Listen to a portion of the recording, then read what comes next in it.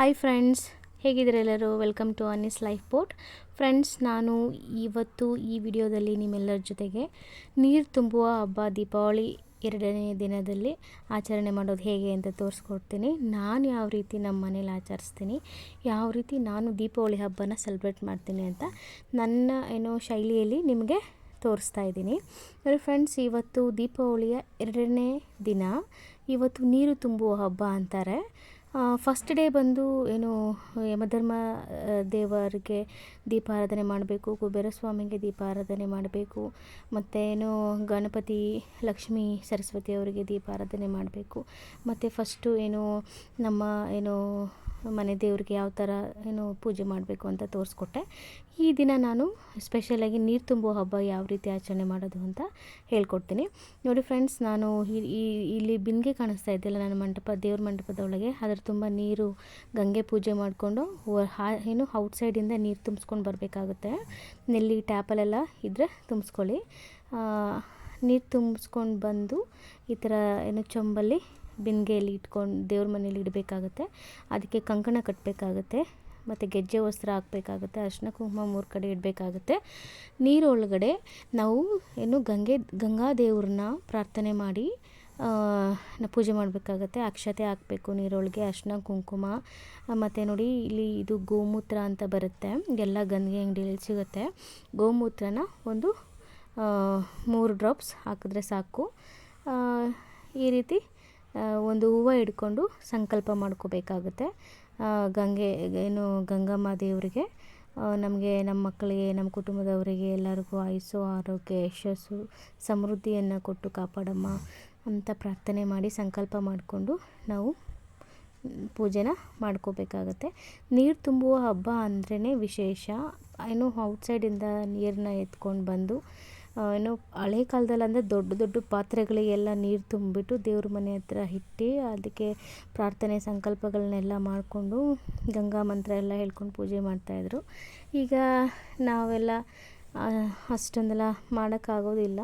So ಅದಕ್ಕೆ ನಾನು ಈ ಥರ ಬಿಂದಿಗೆಯಲ್ಲಿ ಇದು ಬಂದು ತಾಮ್ರದ ಬಿಂದಿಗೆ, ಇಲ್ಲಿ ಪಂಚಲೋಹದ ಬಿಂದಿಗೆ. ಅದು ಪಂಚಲೋಹಗಳು ಮಿಕ್ಸ್ ಆಗಿರುತ್ತೆ ಆ ಬಿಂದಿಗೆಗೆ.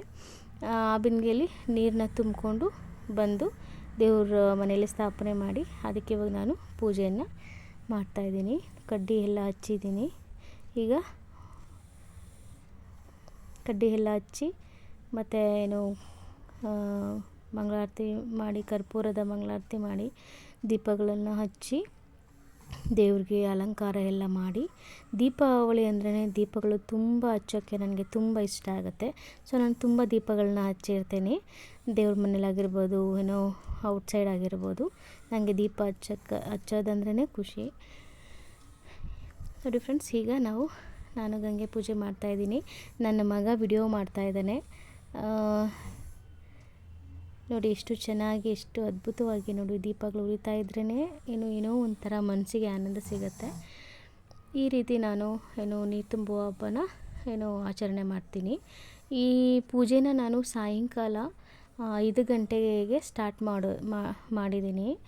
ಯಾಕಂದರೆ ಲಕ್ಷ್ಮಿ ಬರುವಂಥ ಸಮಯ ಅದು, ಸಂಜೆ 5 ಗಂಟೆಗೆ. ಸೊ ನಾನು ಗಂಗೆ ಪೂಜೆನ 5 ಗಂಟೆಗೆ ಸ್ಟಾರ್ಟ್ ಮಾಡ್ತಾಯಿದ್ದೀನಿ.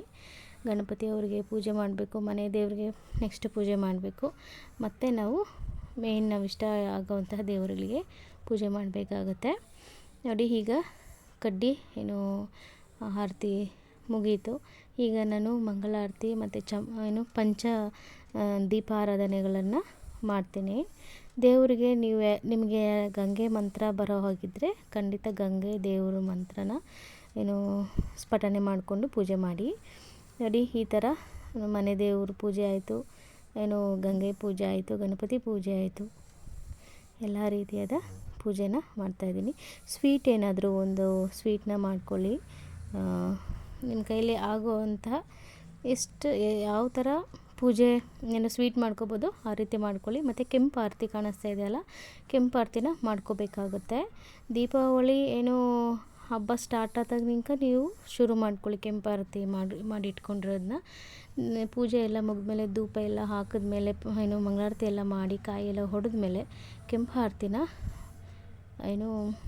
ಆರತಿ ಮಾಡಿ ದೇವರಿಗೆ ಅದನ್ನು ಆವತ್ತೇ ಚೆಲ್ಲಬೇಡಿ, ನೈಟು ಬೆಳಿಗ್ಗೆ ಎದ್ದು ಆ ಕೆಂಪಾರತಿನ ಯಾವುದಾದ್ರೂ ಗಿಡಗಳಿಗೆ ಚೆಲ್ಲಬೇಡಿ. ನೋಡಿ ಫ್ರೆಂಡ್ಸ್, ದೀಪಾವಳಿಯಲ್ಲಿ ಧೂಪ ಬಹಳ ಮುಖ್ಯ. ಎಲ್ಲ ದೇವರಿಗೆ ತಪ್ಪದಿರನು ಧೂಪನ ಹಾಕಿ, ಮತ್ತು ಎಲ್ಲ ಮನೆ ಎಲ್ಲ ಮೂಲೆಗಳಿಗೂ ಧೂಪನ ಹಾಕೋದನ್ನ ಮರಿಬೇಡಿ. ನೋಡಿ, ನಾನು ನಮ್ಮ ಮನೇಲಿ ಈ ರೀತಿ ಗಂಗೆ ನೀರು ತುಂಬುವ ಪೂಜೆನ ಮಾಡ್ಕೊಂಡಿದ್ದೀನಿ. ಈ ಅನೇಕರು ಹಲವಾರು ರೀತಿಯಲ್ಲಿ ಪೂಜೆ ಮಾಡ್ತಾರೆ, ಅವರವರ ನಂಬಿಕೆ ಅನುಸಾರವಾಗಿ. ಈ ರೀತಿ ಮಾಡೋದು ನನ್ನ ನಂಬಿಕೆ. ನಾನು ದೀಪಾವಳಿ ಹಬ್ಬಕ್ಕೆ ಅಕ್ಕಿ ಉಪ್ಪಿನ ಬತ್ತಿನ ಇಟ್ಟಿದ್ದೀನಿ. ನೋಡಿ, ಒಂದೇ ಬತ್ತಿ ಇಟ್ಟಿದ್ದೀನಿ ನಾನು ಇವತ್ತು. ಅಂದರೆ ಜೋಡಿ 2 ಕಾಟನ್ ಬತ್ತಿಗಳನ್ನ ಒಂದು ಬತ್ತಿಯಾಗಿ ಮಾಡಿ ಇಲ್ಲಿ ಅಂಟಿಸಿದ್ದೀನಿ.